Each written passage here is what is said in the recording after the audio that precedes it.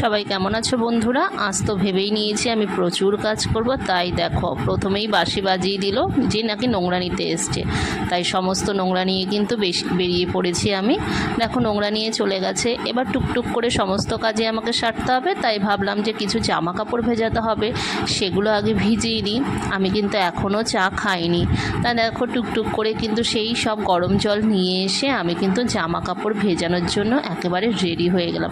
প্রথমেই আগে বাসনগুলো মেজে নিলাম, আর ওদিকে গরম জল হচ্ছিল। বাসন ধুয়ে সমস্ত কিছু এই রান্নাঘর পরিষ্কার করে, মানে কালকে রাত্রের যা বাসনগুলো ছিল সেগুলো সমস্ত কিছুই কিন্তু আমি ধুয়ে নিয়েছি। তারপর আর কি, রেগুলারের তো রোজ নামছে এগুলো করতেই হবে।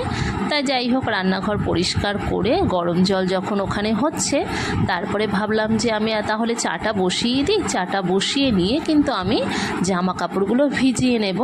তারপর দেখো আমি চা বসানোর জন্য রেডি করে নিলাম।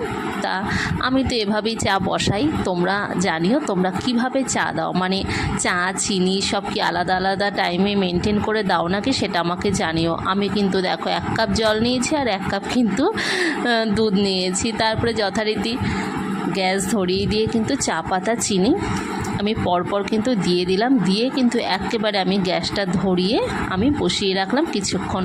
যেহেতু চা ফুটতে একটু টাইম লাগবে, না ফুটলে ভালো লাগে না, তাই ভাবলাম সমস্ত কিছু দেয়া থাক, তারপর এবার টুকটুক করে চাটা হতে থাকুক। আর এই ফাঁকে কিন্তু আমি ঘর ঝাড় দেওয়ার কাজটাও করে নিয়েছিলাম। তারপরে দেখো আমি গ্যাস ধরিয়ে দিয়ে এবার চা এখানে আমি বসিয়ে রেখেছি।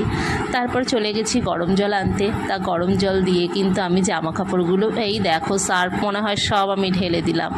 তারপরে দেখো এই যে গরম জল নিয়ে এসেছি বালতি করে গরম জল নিয়ে এসে কিন্তু আমি গামলায় ঢেলে দিয়েছি।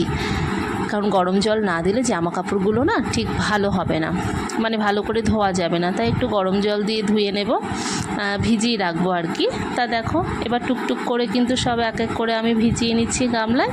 এই করতে করতে কিন্তু আমার চা প্রায় হয়ে এসেছিল। দেখো যেহেতু সিম করে দিয়েছিলাম তাই আমার একটা কাজ মিটে গেল। তারপর আমি চা নিয়ে ঘরে চলে আসি। আর আমার দেখো ঢঙে কিন্তু শুয়ে রয়েছে ঘরের মধ্যে নিশ্চিন্ত মনে। তা চলো এবার সকাল সকাল 2টো বিস্কিট দিয়ে চাটা খেয়ে নিই। আর এই সামনের চুলগুলো এত ডিস্টার্ব করে, তার জন্য একটা হেয়ার ব্যান্ড দিয়ে নিলাম। তো দেখো আমি কিন্তু ঘুম থেকে উঠেই কিন্তু আমার চা খাওয়া হয়নি। আগে কিন্তু আমি কিছু কাজ সারতে সারতে চাটা বসিয়ে দিয়েছিলাম। তারপরে এই যে 2টো বিস্কিট নিয়ে নিলাম, নিয়ে আমি বাইরের একটু দৃশ্য দেখতে দেখতে কিন্তু আমি চা খাওয়া শুরু করেছিলাম। তো চলো আজকে সারাদিনের রোজ নামচা সকালটুকু আমি তোমাদের সাথে শেয়ার করলাম। তা তোমাদের সারাদিন কেমন কাটলো আমাকে জানিও। টাটা, দেখা হবে।